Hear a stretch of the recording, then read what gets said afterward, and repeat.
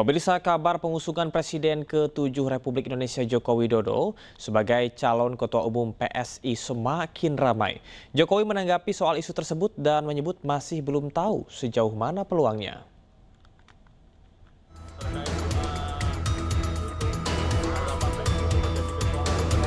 Isu pengusungan Presiden ke-7 Republik Indonesia Joko Widodo sebagai calon Ketua Umum PSI semakin ramai. Penyebaran isu ini mengundang beragam komentar, termasuk dari beberapa elit politik.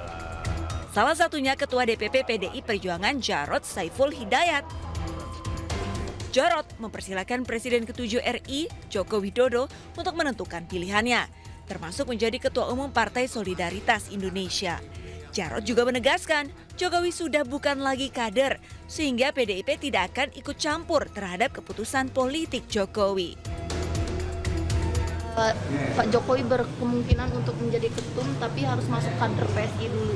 Oh, itu urusannya Pak Jokowi ya, kan dia juga bukan kader PD Perjuangan, kan sudah dipecat dari PD Perjuangan ya, jadi silakan gitu ya. Menanggapi isu ini, Jokowi membuka kemungkinan maju sebagai kandidat ketum PSI. Menariknya, Jokowi masih kalkulasi dan mengaku belum tahu sejauh apa peluangnya. Jokowi juga berkelakar jika dirinya ikut mendaftar, jangan sampai dirinya kalah.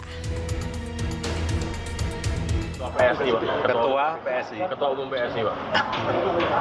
Iya, masih dalam kalkulasi. Jangan sampai kalau nanti misalnya saya ikut saya kalah. Mendaftar akan bersaing dengan anak sendiri, Pak, Mas Kaisang. Ya nggak tahu. Kalau saya mendaftar mungkin yang lain nggak mendaftar mungkin. Sebelumnya, nama Jokowi dan putranya Kaisang Pangarep santer dikabarkan masuk bursa calon Ketua Umum PSI. Diketahui, Kongres PSI dijadwalkan akan berlangsung di Solo, Jawa Tengah pada 19 Juli 2025 mendatang dengan agenda utama pemilihan Ketua Umum baru. Tim Liputan iNews melaporkan. Pemirsa, terima kasih Anda masih di iNews Sore bersama saya Camar Haenda. Setelah selama 18 hari mengikuti pendidikan di Resimen Armet 1 Stirayuda, 39 siswa SMP bermasalah dikembalikan ke orang tuanya masing-masing. Kelulusan para siswa ini pun diiringi tangis haru orang tua siswa.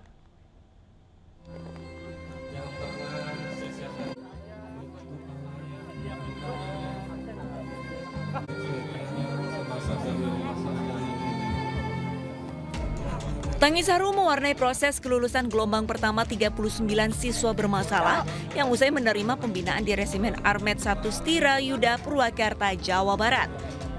Para orang tua dan siswa tak bisa menahan tangis saat kembali bertemu. Sebelum upacara penutupan, 39 siswa ini berbaris di lapangan dan memperlihatkan sejumlah atraksi, di antaranya kemahiran baris berbaris serta meneriakan yel-yel ala militer. Bupati Purwakarta, Saiful Bahri bin Zain menyebut setelah 2 pekan di rumah, para siswa akan kembali dikumpulkan untuk pemeriksaan perilaku. Nah, saat ini sudah hari ini kita pulang dulu ke rumah. Mereka, walau bagaimanapun, mereka itu adalah seorang anak yang harus terus berkangen-kangenan sama keluarganya. Pulang dulu ke rumah. Program 6 bulan ini nanti sistem mekanismenya kita nanti kasih tahu. Nanti 2 minggu kemudian mereka dibawa lagi ke sini untuk refresh lagi untuk controlling selama mereka ada di lingkungan sekolah dan lingkungan rumah. Sementara itu, Gubernur Jawa Barat Deddy Mulyadi menyebut usai 39 siswa tersebut kembali ke orang tuanya, nantinya 39 siswa ini masih akan terus mendapatkan pembekalan.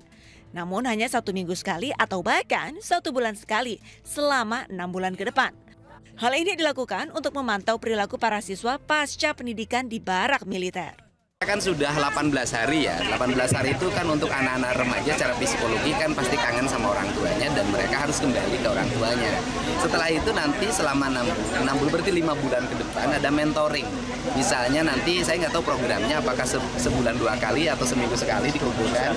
Ya, 2 minggu sekali tetap dikumpulkan, dilakukan pembinaan selama 6 bulan. Jadi tidak dilepas begitu saja. Nah nanti kan mereka akan terevaluasi perjalanannya, bagaimana kondisi di rumahnya. Dedi juga mengingatkan agar pelajar bisa lebih baik dan tidak lagi mengulangi perbuatan tidak terpuji. Sementara untuk orang tua dan keluarga serta lingkungan agar lebih memperhatikan aktivitas pelajar remaja di masyarakat. Dari Purwakarta, Jawa Barat, Irwan, iNews melaporkan. Salah satu kekhawatiran banyak pihak saat mengirimkan anak-anak bermasalah ke barak militer adalah asupan gizinya. Apakah para pelajar ini mendapatkan makanan yang cukup gizi atau tidak? Rekan kami Nadia Valeri dalam program iNews Files turut makan bersama pelajar di dalam barak militer Batalion Armet 1 Kostrad Purwakarta, Jawa Barat.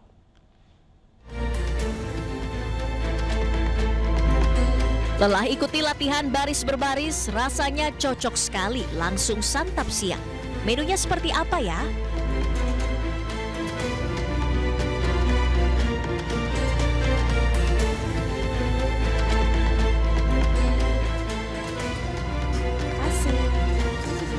Siswa baru, kerupuk, oh itu, ambil pakai tangan ya.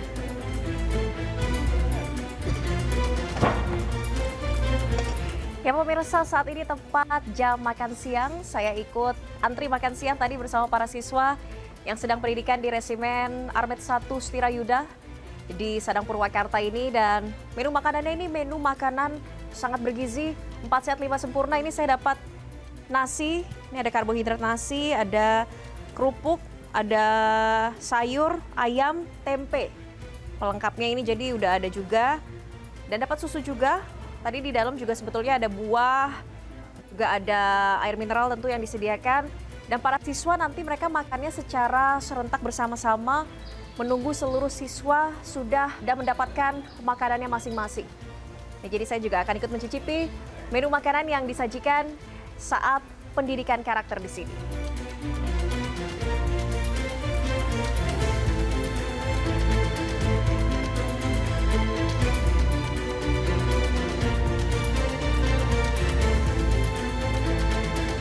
Pemirsa, massa kembali menggelar aksi bela Palestina di Silang Monas, Jakarta.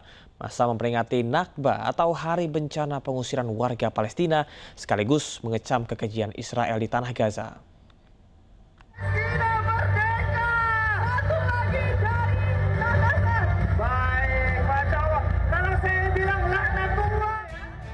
Ribuan orang dari Aliansi Rakyat Indonesia Rakyat Bela Palestina telah berkumpul di Silang Monas, Jakarta sejak pukul 6 pagi.